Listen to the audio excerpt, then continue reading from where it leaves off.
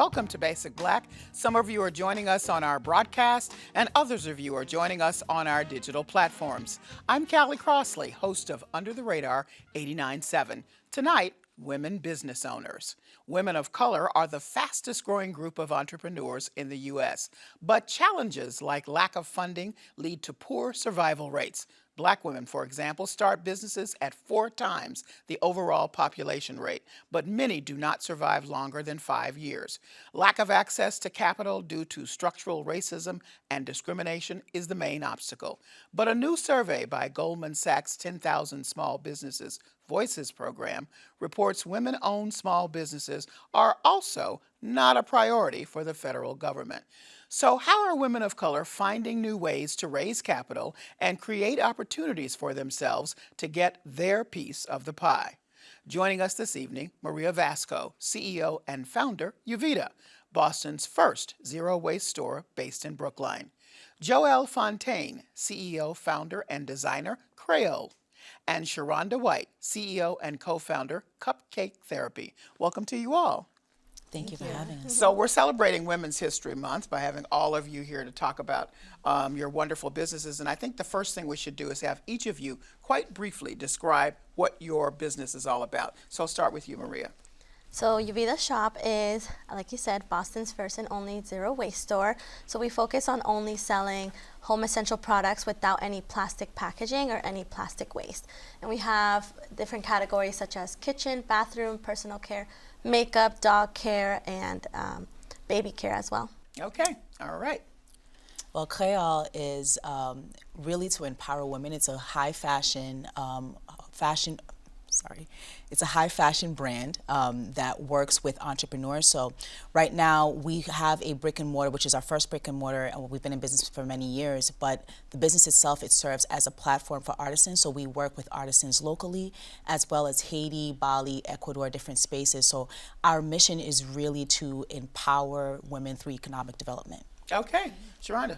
Yes, so Cupcake Therapy is a premium nut-free, allergy-friendly cupcake company.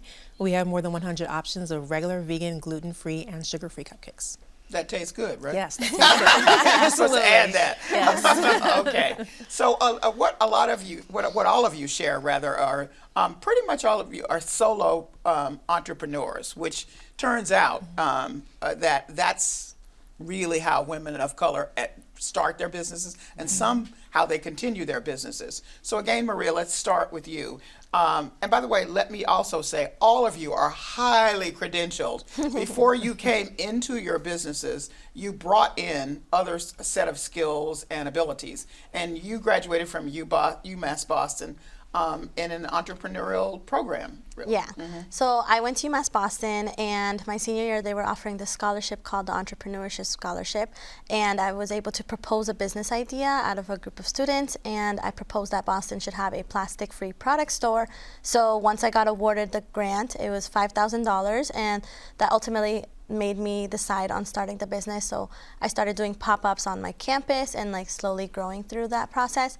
But that is why I'm a solo entrepreneur, because didn't really know I was going to start the business until I got the grant. And you have a degree in environmental science, yes. Right? So just so be clear. And normally I don't call out women's ages, but you are 24 years old. I just need that. In this conversation, this is relevant. Okay. Yeah. All right. So Joëlle, a little bit about how you got started. Sure. So I was designing for many, many years, just out of, fun, right? And then the earthquake happened in Haiti back in 2010. And at that time, I was thinking about, I initially went to school for architecture and was thinking about, I should have stayed in school because they were looking for architects, doctors, whatever.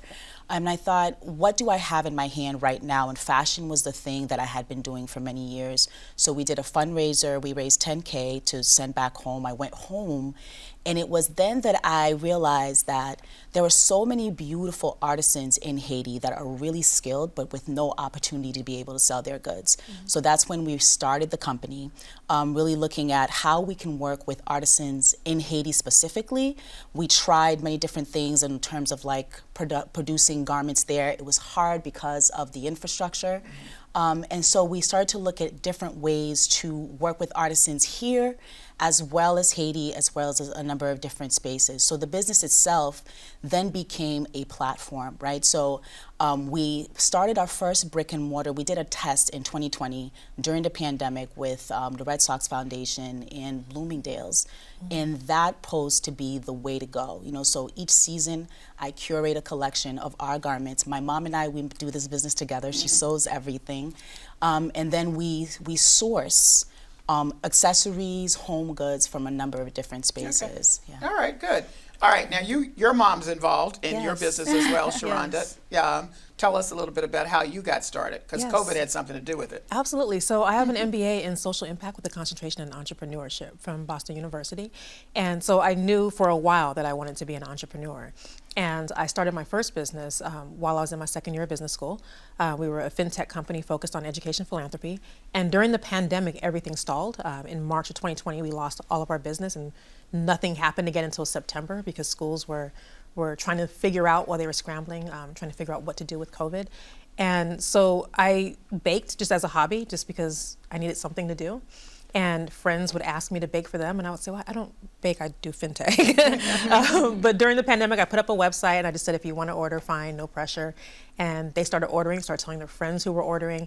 And the next thing we knew, we started getting larger orders, and we ended up in Boston Magazine under Where to Find the Best Cupcakes in Boston. And things just kind of took off from there. It was completely unexpected. Yeah. Now, you mentioned COVID because Yes. that was very influential in how Absolutely. you started your cupcake business and realized that it really could be a business, Yes. right? I want to know from both of you how COVID impacted you. You started your business in COVID, which, Yeah. wow, Maria, that was brave. Yeah, I know. So talk about how did COVID impact? Yeah, so I did start the business during COVID, but I also opened a physical brick and mortar during the prime of the pandemic. So I graduated college in May of 2020, and I focused on online sales because, it was a pandemic. But we did get a lot of traction, so ultimately I needed storage. And I knew that my vision was always to provide a physical store for my customers, because a lot of times when I would do pop-ups, people would tell me, like, I've never seen a hairbrush made out of bamboo. I've never seen a lipstick out of bamboo, a toothbrush out of bamboo. Like, customers were just telling me they've never seen these kind of products in person, because it's not mainstream for all of our products in our house to be non-plastic. It's always plastic. So that gave me the idea that I should really provide a physical brick and mortar so people can come in and shop with no pressure, see the products in person, and ultimately make their shopping decision. So 6 months after graduating college is when I opened the first brick and mortar in the north end of Boston, and I've been there for 2 years, and we're currently still there. And then I just opened Brookline around 6 months ago. Okay.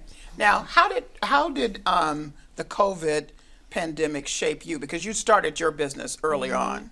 But we completely pivoted during COVID, because during that time, because we really focused on custom made to order, so we weren't able to do that during the COVID times, right? So we really, Because that required somebody being physically with you. Exactly. So I never thought of a brick and mortar, but that's when we started thinking about a brick and mortar. So in 2020, we did the partnership with Bloomingdale's, doing our very first lifestyle pop-up.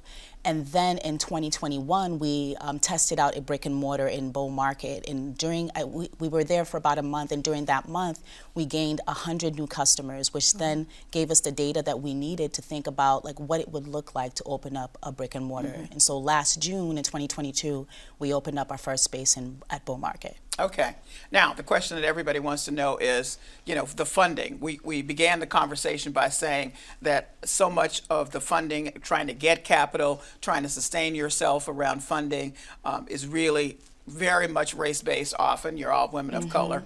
But what's interesting that all three of you are 100% owning your business right now. You don't have other investors, because that's a decision you all made for different reasons. I'm going to start with you, Shironda. Tell me about the funding situation for yourself and why you've decided, at this moment anyway, to be 100% owning your company. That's a great question. So for us, we were able to raise some money through grants. We have raised money through pitch competitions. I learned from my first company that it's easy to raise smaller amounts of money on your own. So pitch competitions, accelerator programs, grants. We raised over $100,000 non-dilutive for my first company. And then for Cupcake Therapy, it's the same thing. We have started with raising money non-dilutive at first. The reason it's important for me, number one, is just the ownership, the autonomy, being able to make decisions on my own about the company. When you bring investors in, sometimes they have great ideas, sometimes they have ideas that take you in a different direction than you want to go.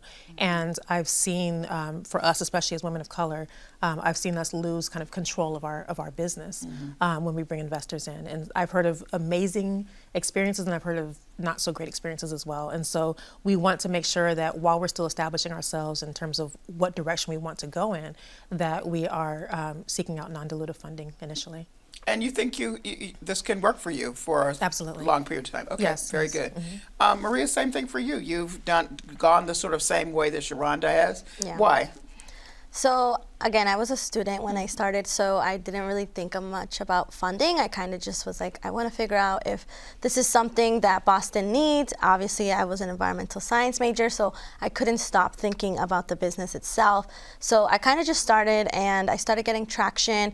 So the funding was not like the main topic on my mind, but I think it's now more that I'm bigger, I have more clients, we have more traction, is when I'm considering funding this year and looking to raise.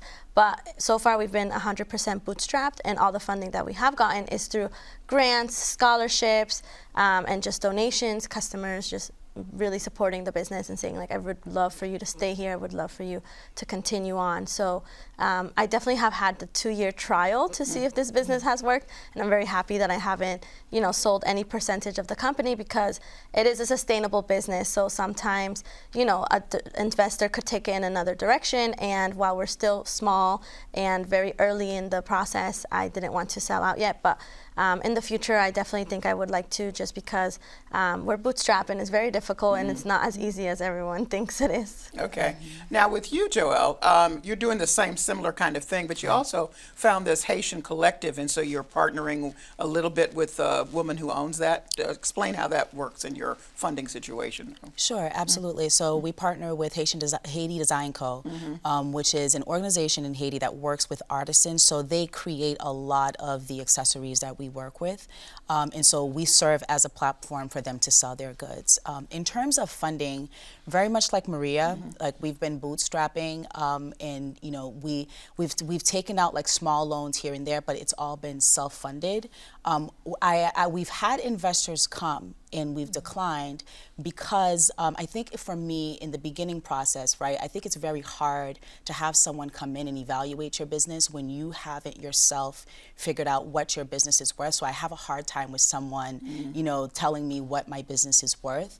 But in the same way with you, Maria, as we're growing right now, this year, I'm really researching and looking into funding because we want to grow, right? Like we want to be able to serve more artisans. I see Kréyol, the boutique, being more of like, think anthropology, right? This kind of space where the store itself, yeah, right? Yeah, where you can come in and get, accessories, jewelry, all kinds of things that are made by artisans, artists of color, and so for me to be able to do that, it's time for me to think bigger, and for me to really look at the evaluation, but also look at investors that fit the value system that we align with, so that's what we're looking to do this year. Okay. Now, lessons you've learned since getting to where you are now, bootstrapping yourself. By the way, I watched Shark Tank, and they take all the equity. That's the way I read it, so I see where you're going with that.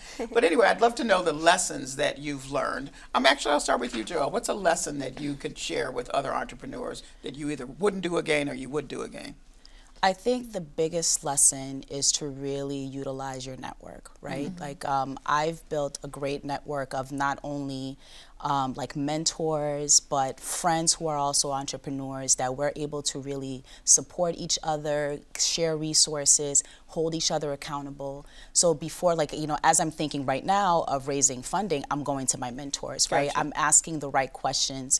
And a lot of times we think like we're in this by ourselves because entrepreneurship is very, very lonely, but there's such a great wealth of knowledge out there and people who are willing to help you if you're seeking it. Okay. Shironda? So I think 2 lessons. First, don't be afraid of borrowing. And I say that because so many people told me, well, borrowing is expensive. And my first reaction was, so is taking on investors and giving up equity. You know, if you take on an investor now and your company is worth 50 times more, 5 years from now, that's a lot of money that you've lost versus if you borrowed and then you paid it back and then in 5 years you still own your company 100%. And so I think that was kind of one perspective that I had that others maybe didn't agree with, but I think that was a lesson. The second, though, is find a good partner organization. We joined the GMO Good Business Alliance. They are phenomenal. So it's not just about borrowing money, it's about learning how to be a great business, learning how to be great for the community. And so when you look at investors, don't just look at the money, look at what resources and opportunities they're offering you in addition to that. Okay. Lessons, Maria? I've learned so much in the past 2 years, but the top things that I wish that I would have changed since the beginning is definitely like pay yourself first. I felt like I always just poured everything back into the business, and even though it did help the business grow so much faster, it kind of left me like spread thin and not paying myself and not really valuing myself and putting all my value into the business. So there are pros and cons to it, but if someone was to start fresh, I would say definitely pay yourself first, even if it's a small revenue, small profit. It's really important to protect yourself, take care of yourself, value yourself, protect your mental health. And I wish that I did that in the beginning when I was starting. Another thing is definitely hire professionals that will help you with things like accounting and bookkeeping, because like while I'm amazing at marketing, I'm not the best with bookkeeping and I'm not the best with numbers, and I am very much passion driven, so sometimes I just want to do this project because I feel amazing about it, and then I always have that financial person that's like, okay, but like, is this worth your time? What's the ROI of it? And so because I am such a passionate person and because I love my business, I need that kind of person to like put me on the ground and say, amazing, if we want to do this long term, you have to consider this as well. And so if you're someone like me, I definitely recommend doing that. Okay. Now, I have a question for all of you. After George Floyd's death, there was an apparent concerted effort by some larger businesses and other concerns to really highlight women-owned businesses, minority-owned businesses, persons of color businesses. Did that pay off in any way that you can see? Did that bring people to you that you know for sure that campaign, which is still ongoing in some arenas? Shironda? So I think there's a possibility that it did for us, because yes, we have great cupcakes. Yes, we have a lot of different options, but we still do have customers who sometimes call and say, "Is this a woman-owned business? Is this a minority-owned business? That's who we want to support." And so I think that there's the unspoken side of it. Some people might look at our website and see the About Us section and know that we're woman-owned, minority-owned, and that might be the impetus for them wanting to order from us. And for some, they actually say it. And so the short answer is yes, I think there is some sort of impact or result from that. How much, I don't know. How about you, Joe?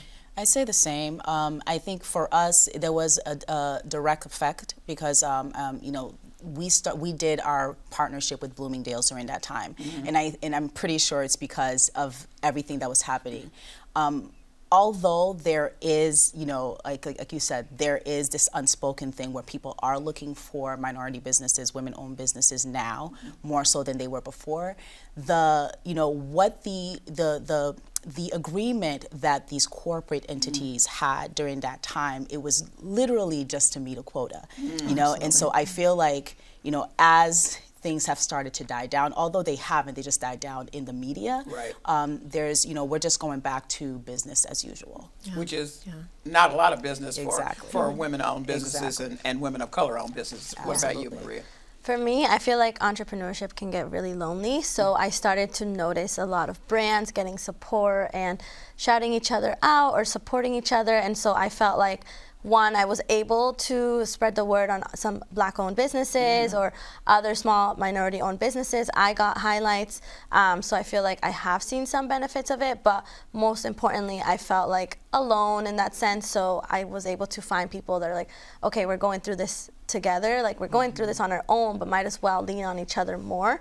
And I feel like that was the biggest positive impact for me, just having a community of people I can lean on and I can support them while they also support me, and it's less isolating. Okay.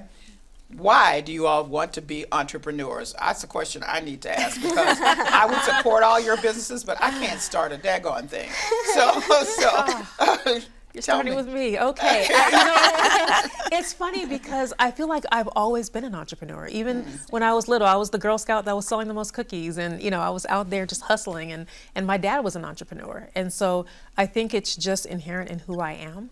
I've always had an entrepreneurial mindset. Even when I went to business school, even when I was working, I was in entrepreneurial roles when I worked for other companies. It's just who I am. Okay. And after a while, I just stopped running from it. Okay. Nice. Joel? I'd say the same. I think entrepreneurship chose me. My mother was an entrepreneur. My grandparents, they came from absolutely nothing and were able to raise a family with the work of their hands. When I go to Haiti, it's, everyone that I see, they're trying to make a living. So I think it just runs in the blood. It chose me. Okay. Yeah.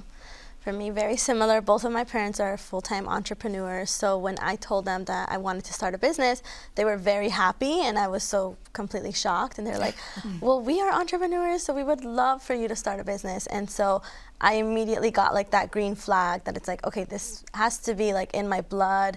And the same when I was in school, I would just like outperform and do my very best. And I think it was finding something that I'm really passionate about is that took the fear part away and was like, there's no other choice but to do this and make it.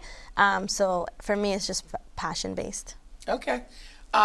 What's the future look like? What are you going to concentrate on because you're all planning to be here for long periods of time. So I'll start with you, Maria. What's your future? So we just recently opened our Brookline store, so I definitely want to get the word out on that store. It's amazing, it's beautiful, it has free parking for anyone that would complain about our North End location. Yes.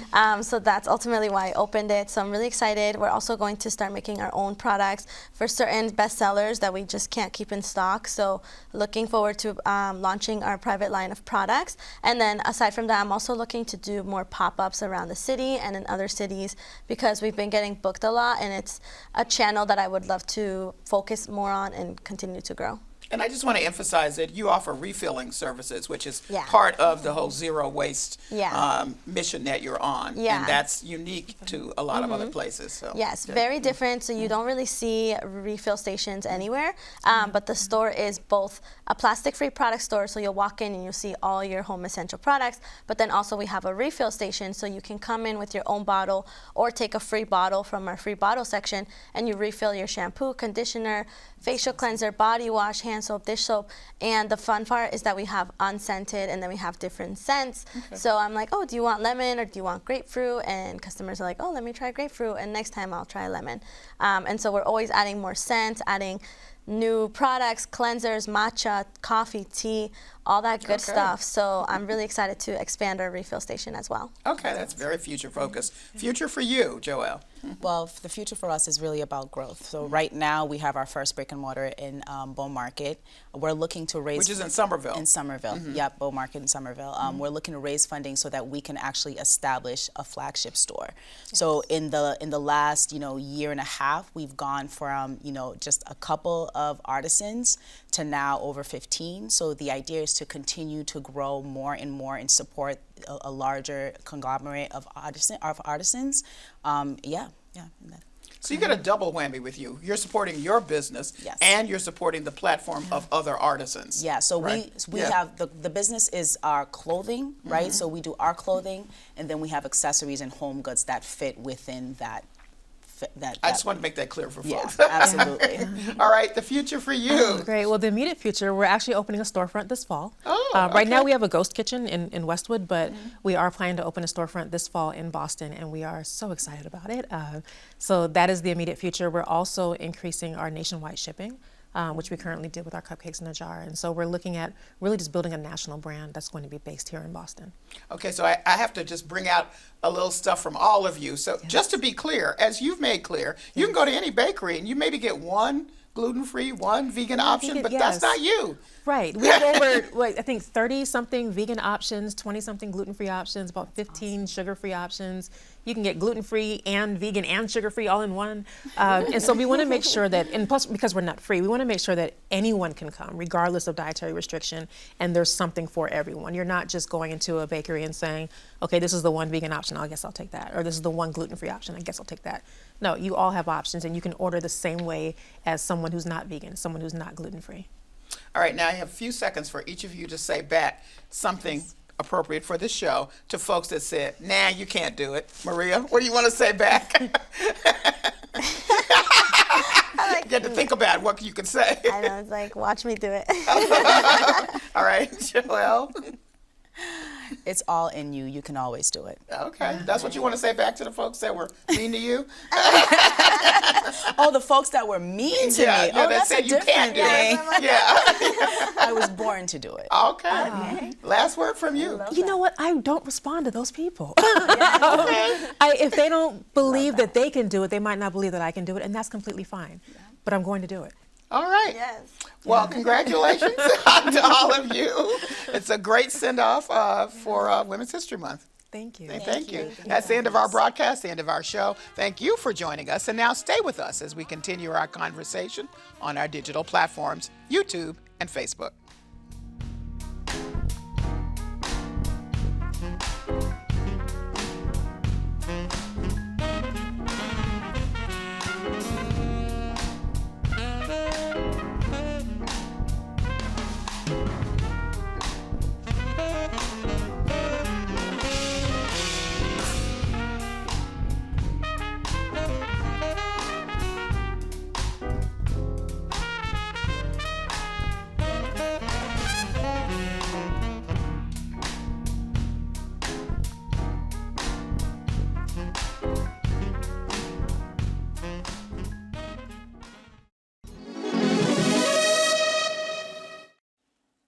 I'm Callie Crossley, host of Under the Radar 89.7. We are on YouTube and Facebook with our post show, continuing our discussion on women business owners.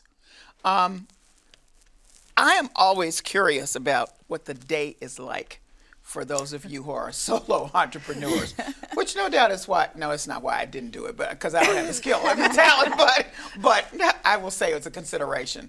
Who wants to start? Okay, Joëlle, I'm starting with you. I'll start. Because I think I'm probably unique to you two because I still actually work a job. I have a son in college. Oh, wow. Okay. Yeah, no, so you're doing double whammy, yeah? I'm doing double whammy. So my days are very early. I start about 5 o'clock where I have like time to myself because, you know, if you don't center yourself, you cannot handle it. I hike. I pray, and then I do my business first. You know, I put in a couple of hours of what I need to do for my own business, and then I go into work. I'm the director of communications for Design for Social Intervention, which also is very aligned with the work that I do with entrepreneurs and artists. So I find ways to, everything that I do feeds my soul, you know? And so I'll do that. I'll go into work. I don't work full-time, I work part-time, and then in the afternoon I do a check-in with my son, who's in college. I'll meet up with friends, have drinks. I definitely try to find ways to, in the midst of the chaos, to ground myself, to connect with others, and to maintain my sanity. All right, okay. That sounds amazing. I'm not going after that. Well, okay, so first let me say I'm not at all advocating for what I do, right? Okay. So my day, and this will change soon as we hire more people. My day starts at 4 a.m. and ends around 7 p.m.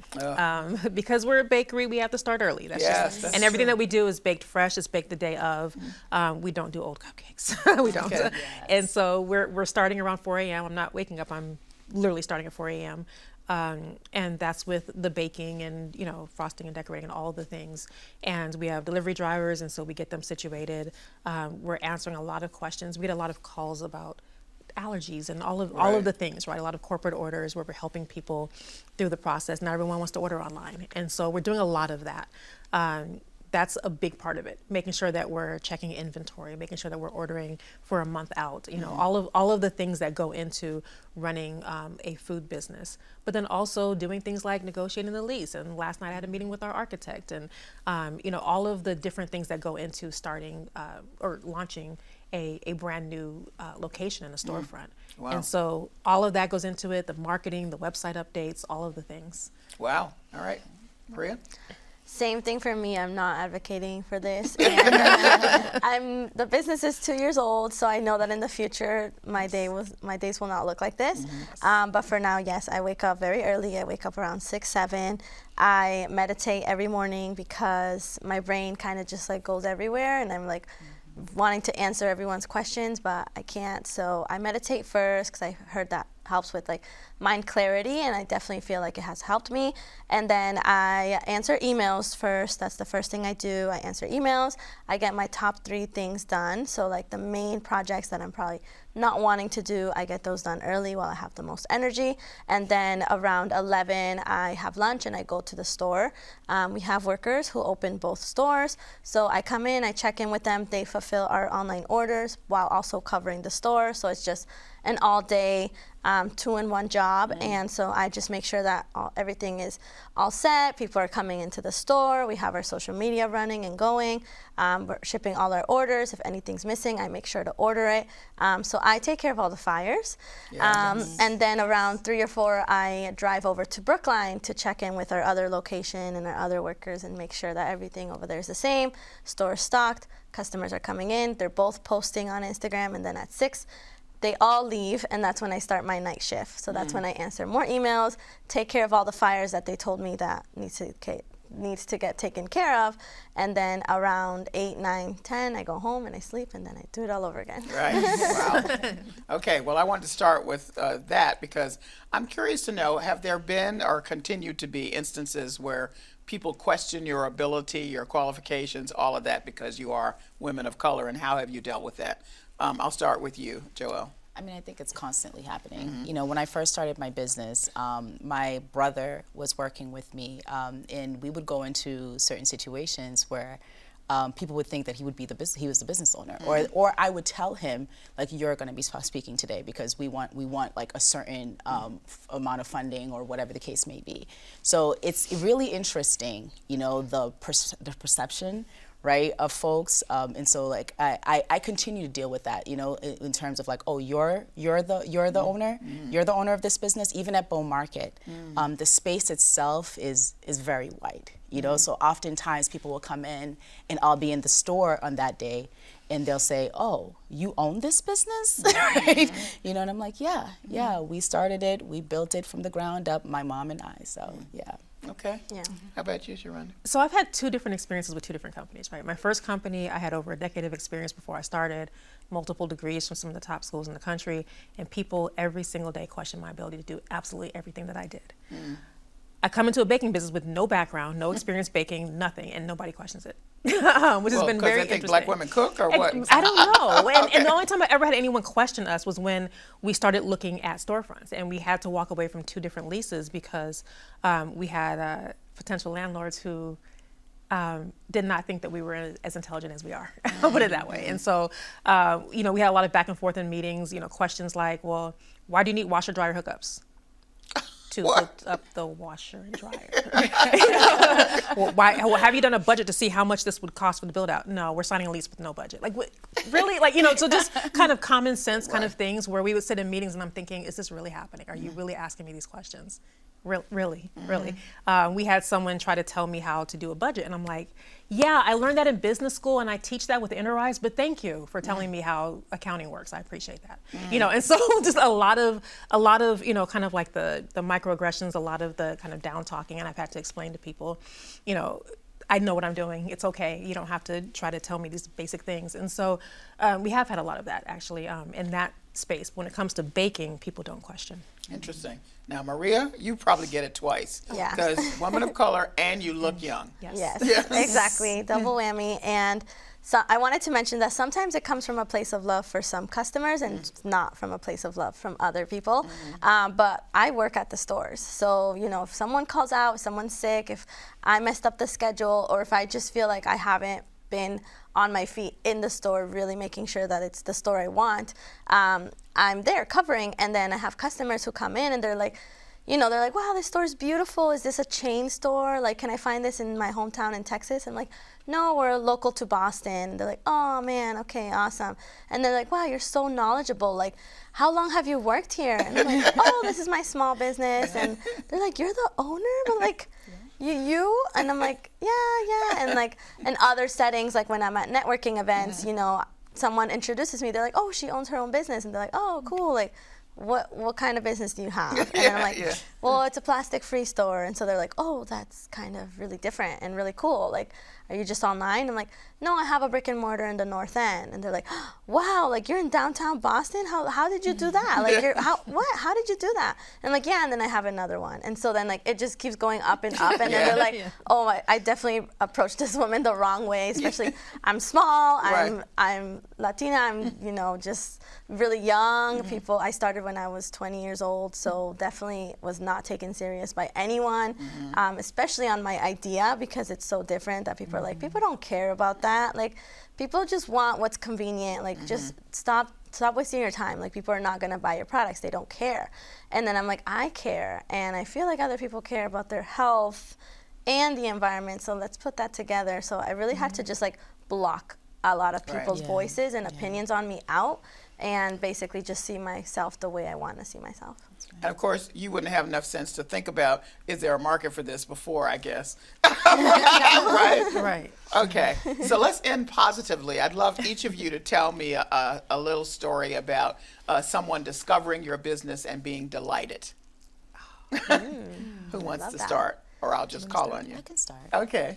I think when we first opened our brick and mortar at Bow Market during the summer of last year, I had a customer come in, and she saw us. We did a Girls Inc. fashion show, and she was like, I saw you guys. She's like, I'm trying to think of where I found you. She's like, I saw you guys at the fashion show, and because we had done a test the season before at Bow Market. She's like, you know, and I came to the store. I didn't know you guys opened up, and she became like a regular customer. So she comes all the time. Every time we have a new season, she's there. She sends us pictures, and that's just like so delightful. Oh, wonderful. Okay. So I guess for us, it was we received a phone call one day, and it was from someone who needed cupcakes, and she asked if we did halal cupcakes. And I said, halal cupcakes is, you know, and I had to look it up. I'm Googling while I'm talking to her.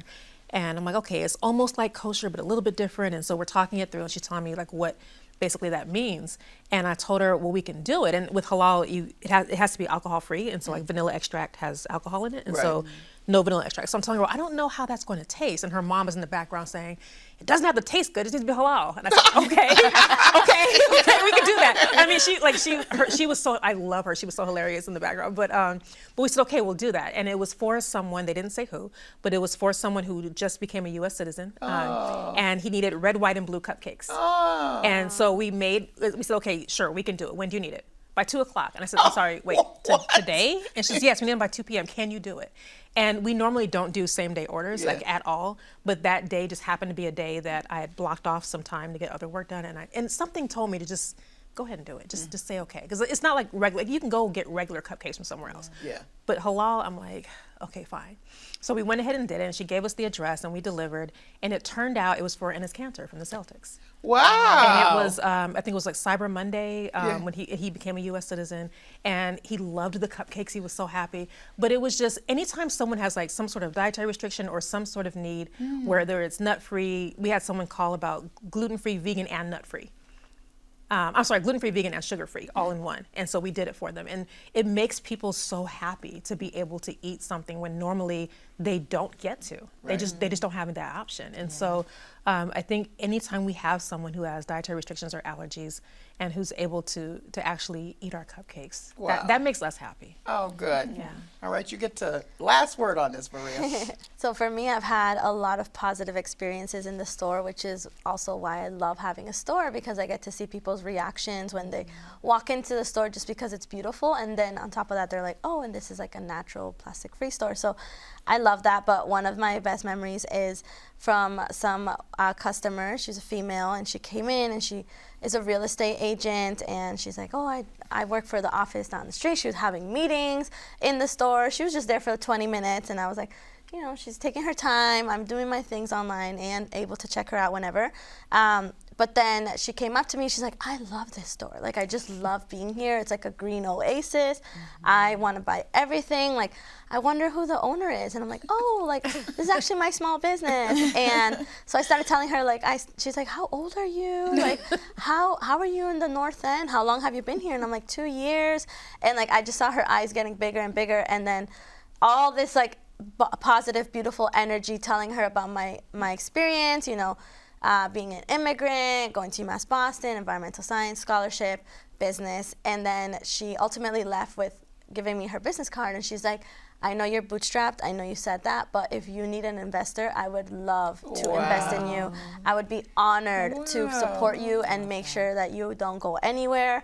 I love what you're doing. I love your story. I believe in you and who you are. And I just met you. So here's my card. Let me know if you ever need it. And so I have that card. But like, I just felt so, you know, fueled by her energy. Validated. Yeah, validated and empowered. And it was like my first time ever that someone would just like basically say like, I'll give you money for this business. So it was awesome. All right. Well, congratulations to all of you, and good luck. And I will expect to see you around for a long, long time. Yes. Thank you for joining me. Thank you for Thank having us. you.